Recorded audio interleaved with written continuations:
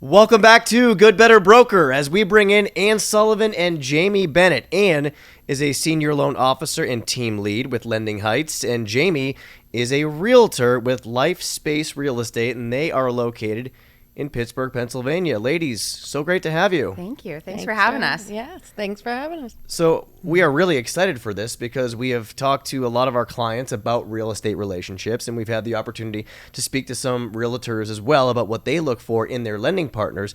But this is actually the first time on this podcast that we have had an LO and a realtor together. So Awesome. We're going to just dive right in and ask you both about this relationship. And Ann, I want to ask you, take us back to how you and Jaime first started working together and how you pursued her. Yeah, it started out as a really serious stalking situation. I knew one other agent at her office, and I was moving to a new town. I didn't know anybody, so this was like the one real estate agent I knew, like in all of Pittsburgh, right? So I just started researching their company, and I'm like ready to use this other real estate agent as well. I know her, so let me get to know you too. So I tracked down her open house and just showed up with donuts and maybe cider. I don't remember. And then I just like hung out for a while, an hour. I think you were there for at least an hour and a half. I mean, we had fun. We did. Yeah. And just got to vibe with each other. And so, yeah, that's it. And it wasn't necessarily about business at first, right? And you said that this was very much intentional on your part to connect with Jaime as a person. Mm-hmm. Yeah, very much. I wanted to just see what she was like, see what their company was like, and if we could connect with each other. I made a pact with myself when I changed cities and was meeting all these new people. I'm like, okay, I'm going to try to connect on a really personal level with these agents because that's the number one thing that's important to me. And then if we can do business together, awesome. But wanted to make sure the connection was there.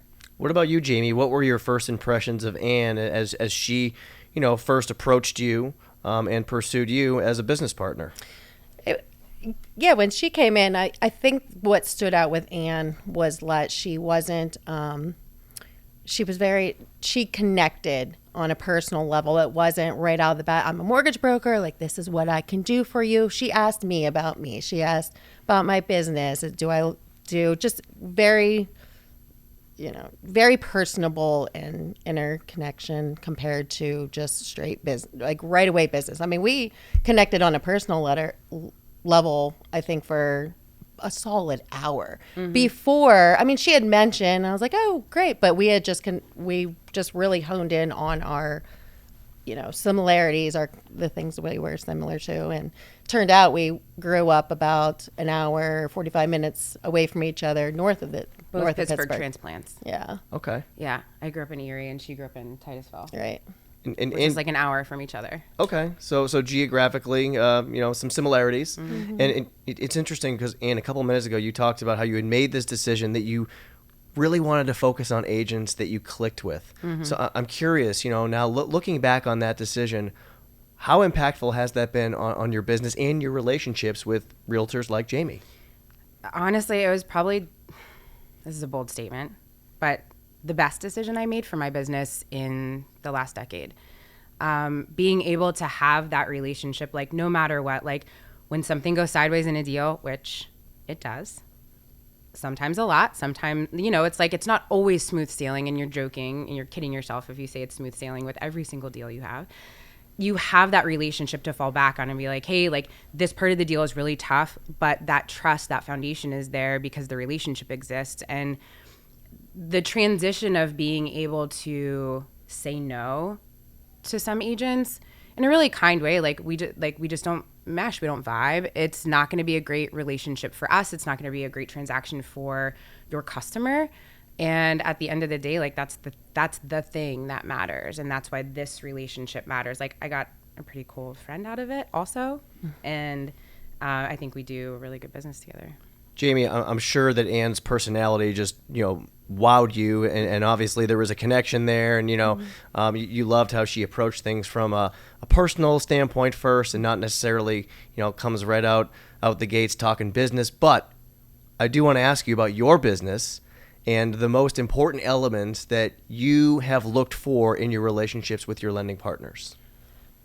Yeah, I think for lenders, time is of the essence. I mean, it's written in our contract for sure. It's being available, the communication, being able to reach out at any time and know and trust and believe like you're going to get a response within a manageable time frame. If you don't get one right away, first of all, that's not Ann. She always responds, and I say it to everybody. She'll probably respond within 30 seconds or Going within back 5 to that minutes. stalker status Right? really helps. But if it's, for God forbid, it's, 30 minutes, usually she's at a funeral or, so it's just something legit. Like she's very, I know with my whole heart that I will hear back from her in communication and being able to 100% trust somebody, and when you don't get trust until you know somebody, you work with them for a while. So it's really hard when buyers, sometimes find their high school friend or somebody, their neighbor, because I get nervous, which is ultimately going to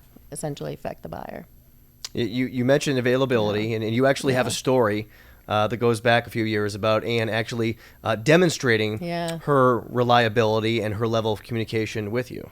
Yeah, and so I had this buyer and was working with someone else, and unfortunately, she just wasn't understanding what was going on. And I knew, as you guys were talking about, I could talk to her on a very level. I said, Ann, I need some help. I said, it's quick. She's having anxiety. Like, we really need to explain to her what's going on with the cost. Can you help me out? Kind of doing the mom approach. Yeah, sure. She said, sure. Give me your number. So I do a group text, the whole thing. Lo and behold, within an hour, Ann finally says, she goes, hey guys, I am in New York City. Turns out it's her best friend's wedding. She's like, I will, can we schedule a call for, 3 hours down the road tomorrow morning at 9, whatever the case was. It was the fact that, she was in New York City for her best friend's wedding, and she responded to my buyer.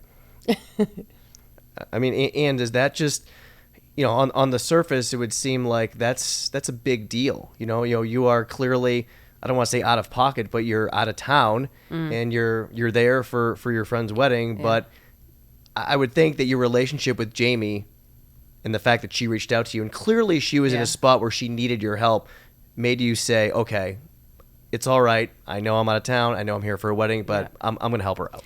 Yeah. I mean, the cool thing too about having the relationship is I know that when she picks up the phone to call me in that moment, she's not abusing my time. Like I know she has respect for me. I know that she respects me as a person and a professional. And she's not just going to call me to like talk about whatever or, oh, I think this customer's going to buy in 6 months. You have to talk to him right now. And it's like, no, I'm in a bind as an agent and I need you. And because I trust her to respect me in that way, like it hands down, I'm answering the phone every single time. When we were speaking before this interview, and you mentioned a couple of times that this relationship is built on a solid foundation of trust. Mm-hmm. So walk us through how you built that foundation and why it is so important.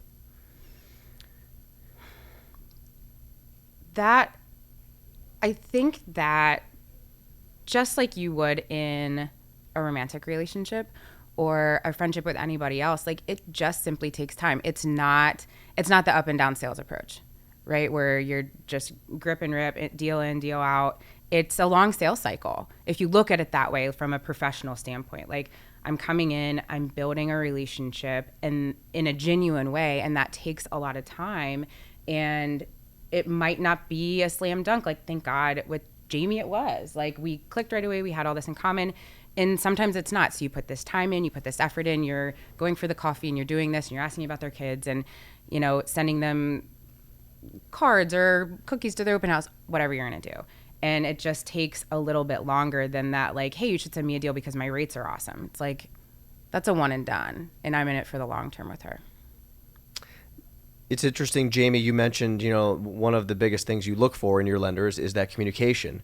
But, Ann, I remember you saying this when we were speaking before the interview, you two have gotten to the point where, you don't need to constantly be checking in with each other because you just know that you're going to do your job and you're going to do your job.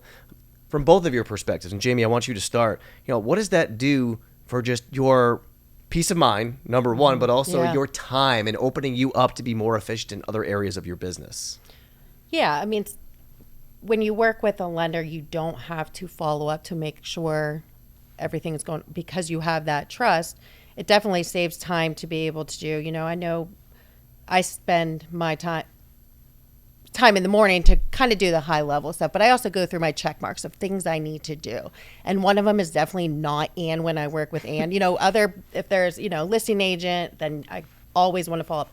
How's the lender doing on this? How's the lender doing on that? Please give me an update on that.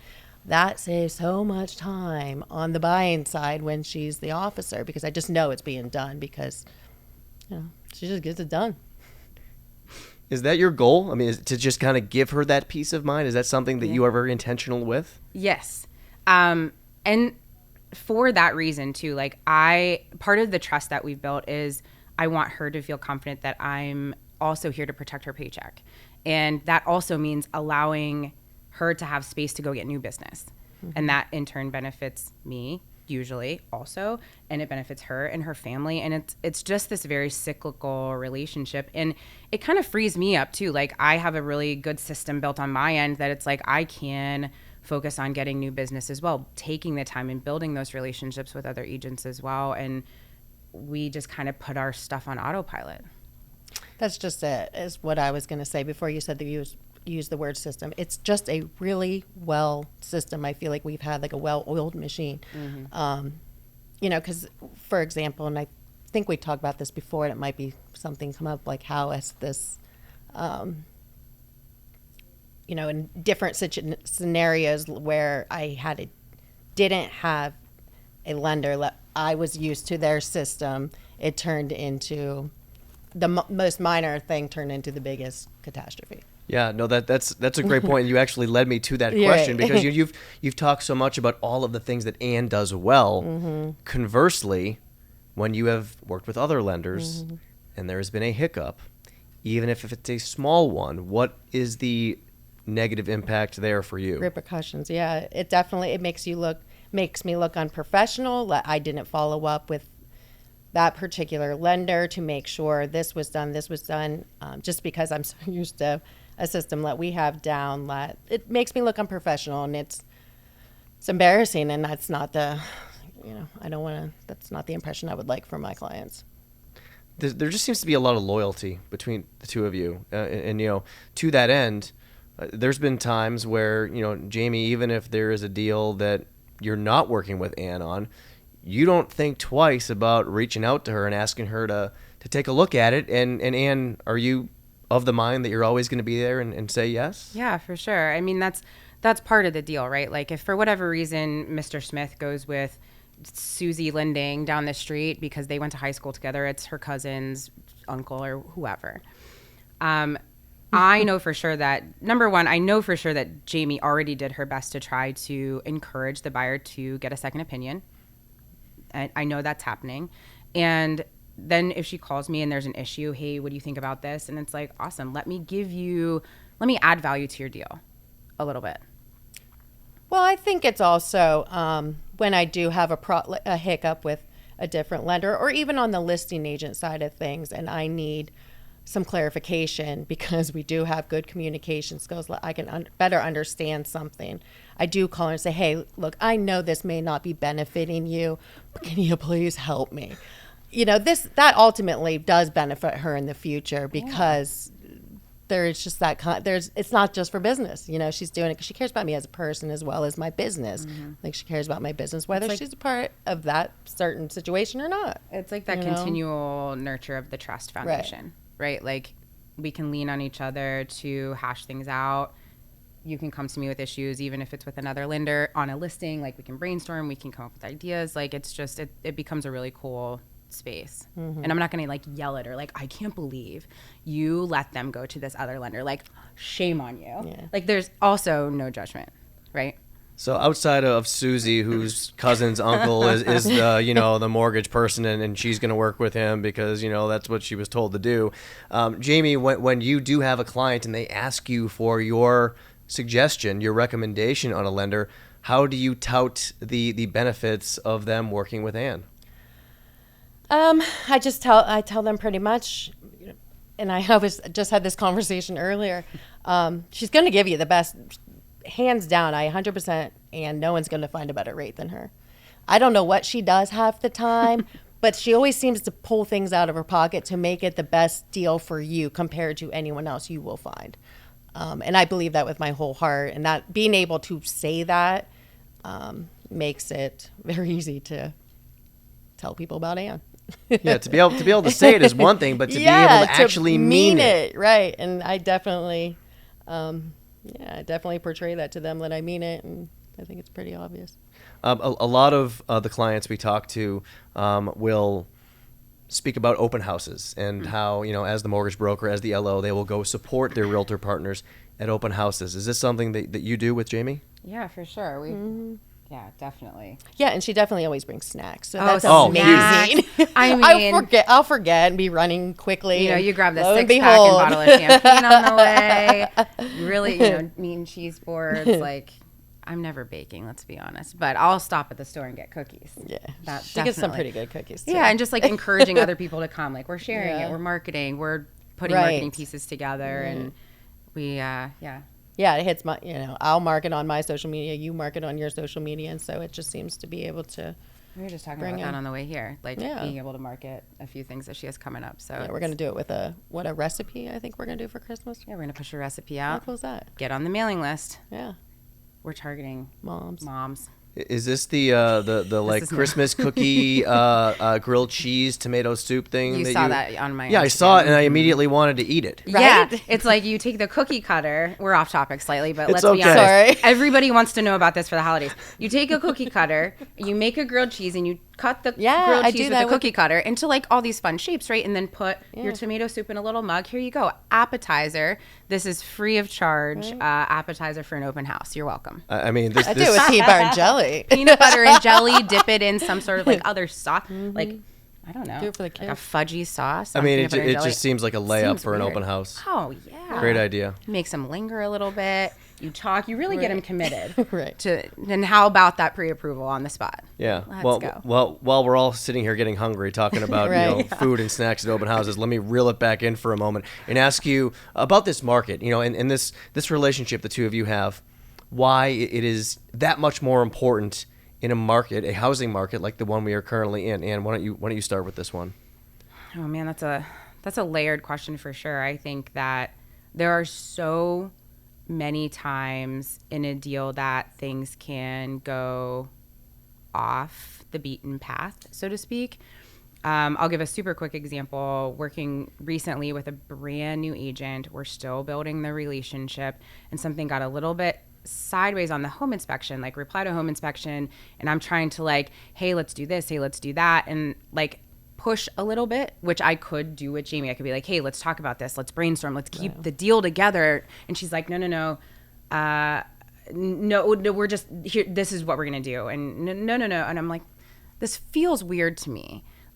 I want to keep the deal together. I want to protect my paycheck. I want to protect your paycheck. I want the buyer to be happy. And it was you could just sense the trust isn't there yet to take my opinion or my suggestion. And knowing that when buyers are oh, I'm gonna go shopping over here, it's okay, cool, but here's why I think you should stick with Ann, here's what I think that she can do for us, just having my back no matter what. And then vice versa, buyers have become very fickle in this market and they're afraid, and people do funny things when they're afraid, right? They become very non-committal on a lot of different areas, and just making sure that we're solid. It's okay, we have one solid thing happening in this transaction. Let's try to keep it together to the best of our ability and help each other out. So that's a few examples. Yeah, and I think definitely this is a time to keep your mind open, your heart open to any sort of new information that could help build your business. What worked 5 years ago might not work today. It's not going to work today, and so. Yeah, you definitely have to be open-minded to hear everybody in the business, their different ideas of what things that can do to help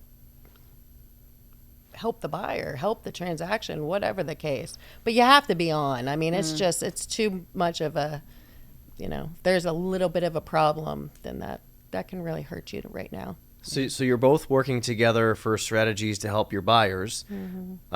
And you're also working with Jaime on strategies to help Jaime in her business. And Jaime, this is something that I want to ask you about because this goes, beyond just the regular LO realtor relationship, because when you really have time to sit down and think about how you want to grow and how you want to scale your business, what are the conversations like with Ann? Yeah, I mean, so because we have that good relationship, we do dinners a lot or lunches a lot as friends. But we both just love real estate. I mean, let's be honest, we love it. And so it always ends up talking, how can we, because I really want to target, my son is in elementary school, and I would really like to stay closer to home, try a different approach to my business and connect with more moms around me. And I tell her about that. And she's like, okay, what can we do to help market your area? So yeah, we sit there with lunch and we think about ideas. And today was on a plane coming here, and we talked about the recipe and possible babysitting. We came up with all kinds of ideas. You have to, and being able to be candid with each other, not so like in the box. Yeah. Like, you're able to have these like off the cuff conversations where it's like, what do you think about this? What about this? What about like this like pinball game, right? Like just back and forth until something sticks and you're like, oh, we're running with that. And then something else sticks, and all of a sudden just like the train's left the station. And essentially it goes back to that trust, because you're going to be willing to hear her opinion on something. Maybe I think, I'm trained to think isn't a good idea, or I think off the bat it's not a good idea, but because I trust her, I'm willing to hear her suggestions of something that might not agree with mine. So you two have this amazing, professional and personal relationship. And I know that, a lot of our listeners, when they hear this, they're going to say to themselves, this is what I want. This is what I want with my realtor. This is what I want with my LO. So for both of you, what is your advice as far as pursuing those organic relationships and how people can really weed out those lending partners, those real estate partners that might not be the best fit for them?